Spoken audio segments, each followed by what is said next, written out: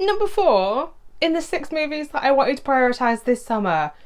And it has not gone unnoticed that once again I am wearing a sweater because England has decided that it wants to be, as of today, 14 degrees. So around 55 degrees Fahrenheit for my Americans out there. Now, I like a creature feature, but my issue with the subgenre, and I'm sure I'm not the only one that feels this way, is recently it feels like there has just been an abundance of shark creature feature movies, and these sharks have got bigger and bigger and progressively bigger to the point where they're now bordering on kaiju. I am expecting Godzilla and Mothra to turn up at this point to start fighting the sharks off, which is where the sand comes in, because while this is a creature feature and it's set on a beach, there isn't a shark or an octopus or a squid or giant crabs. If you've seen the movie Crabs, you'll know what I'm referencing, in sight in this movie, and I know what the creature is in the sand, which makes me even more interested. But when I included this on my original video talking about the 6 movies that I wanted to include on my channel over the summer as priority movies, some of you were like, don't watch the sand, it is trash. And to those of you, I say, one thing you should learn about me is the second somebody says to me don't do something, unless there is a completely valid reason behind it, I am stubborn and I am going to do it anyway. So once I was set in my ways about this movie, it was going to happen. But if you don't know anything about The Sand from 2015, let me quickly fill you in.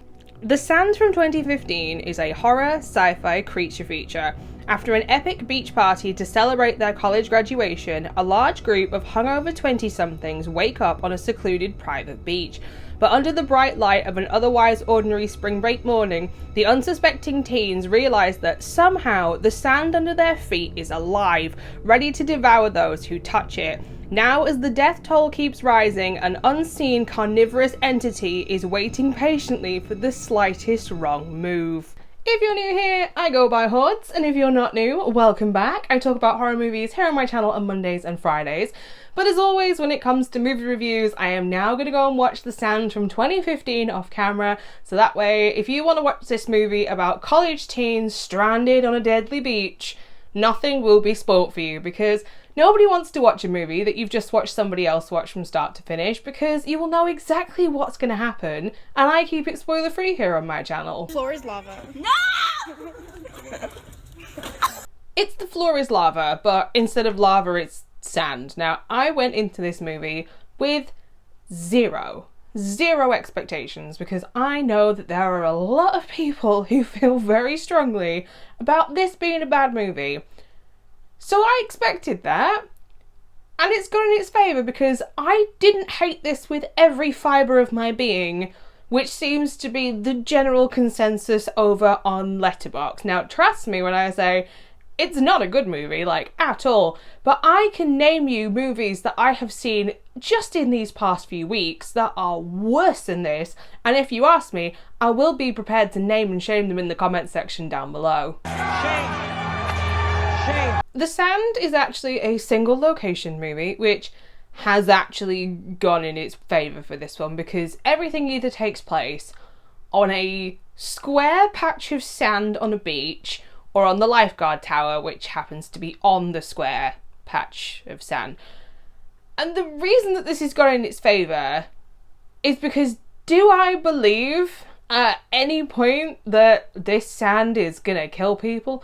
No, and that is because the acting is terrible. The acting is so bad in this, and the only person that I actually cared about and was slightly invested in is Cleo Berry, who plays Gilbert in this, because Gilbert, bless him, is stuck in a bin. The entire movie is Gilbert stuck in a red barrel, blue barrel. He's stuck in a blue barrel in the middle of this patch of sand.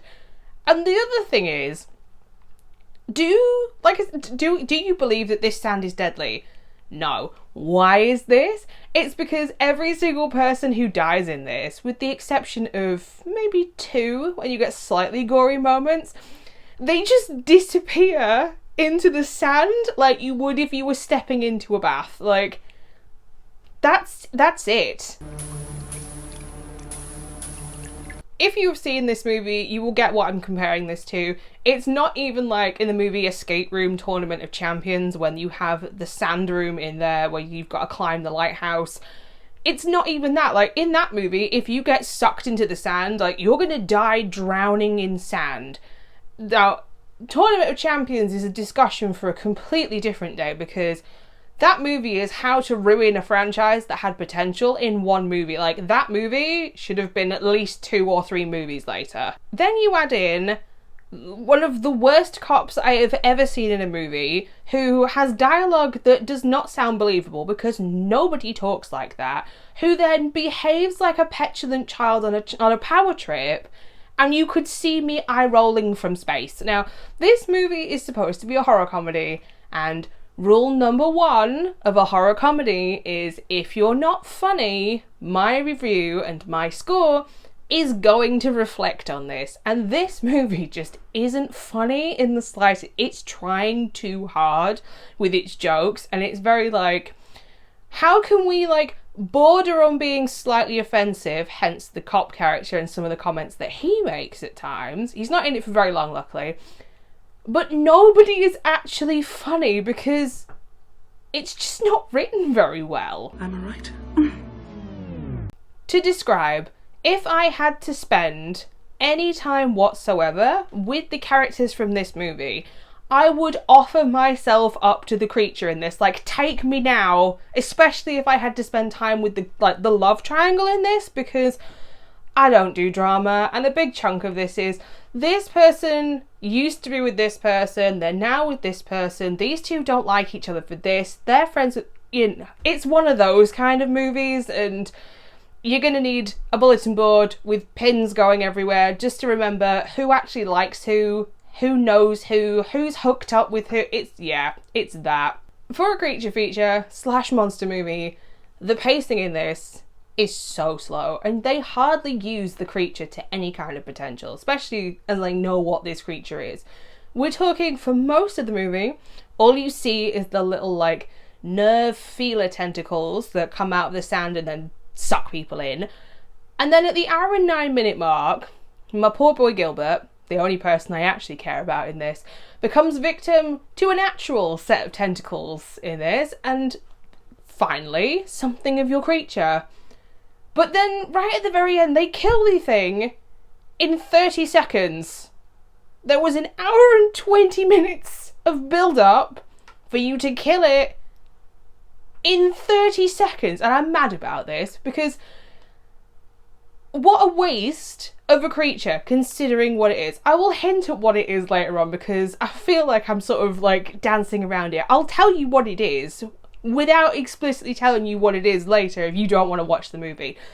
And the ending of this is the love triangle all sat in a car together, and if this wasn't a 15 rated, this would be the part where the movie decides, oh, we should be a throuple now, and we should test this car's hydraulics. Like, that's the mood. Coming, please let the tow truck be coming. The CGI is bad in this. Like, it is terrible. It's like somebody watched the Sci-Fi Channel and said, hold my beer. Like, that kind of terrible.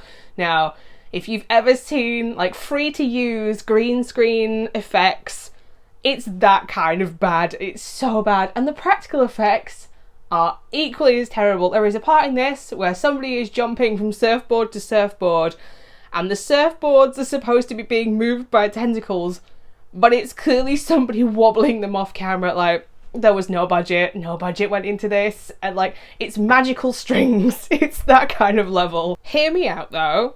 The sand did have potential, and the reason that I'm saying it had potential is because of the creature in this, which is on the poster, by the way. Now, had they used this earlier in the movie, I think it would have been able to add some kind of like tension and build up that is very much missing from the movie. There is a part in this where you have 4 people sat in a car, and if you use the tentacles that were at the hour and 9-minute mark earlier to try and pull somebody out of the car to basically say, nowhere on this beach is safe, instantly there is your tension and there is your build-up. Now, the other thing is, I think the creature in this is the wrong creature to use in this movie, and if you don't want to watch the movie but you'd like a clue, They collect jam from them in SpongeBob. Do I regret watching The Sand? No, and I never regret actually giving something the chance to prove itself, because you never know if something is going to be for your own personal taste until you sit down and watch it for yourself. And that is the attitude that I have with every single movie that I sit down and watch. Just because it's not for somebody doesn't mean that it isn't going to be for me. And in the end, I am actually going to give The Sand from 2015 a 1.5 out of 5 stars. And that is because, for a creature feature, it doesn't really use its creature to its full potential. And I think that the creature in this movie would do better in a different setting altogether, and a different creature being used in this one's place.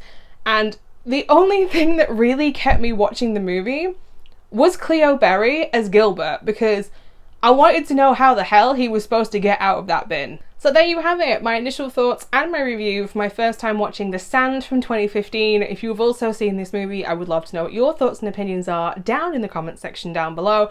Is this one that you're going to skip, or if this is one that you would actually be interested in, I will leave a link to justwatch.com in my description bar so you can see where it is streaming in your country. If you would like to know where else you can find me though, I will also include the links to Instagram and Letterboxd, where you can find me at Hordes of Horror, where so far this year I have watched 100 horror movies. Or maybe you'd like to stick around and join the Horde here on YouTube. But I will be back on Friday with another solo movie review, and at the moment, I don't know which one it is that I'm going to be watching, because I recently ran a poll over on my community page asking you all to go and vote for a 2024 release that I was interested in but had heard nobody talk about because they've all flown very much under the radar. So you will have to come back and find out on Friday which one of those 4 was selected by the Horde for me to watch. So until next time, bye.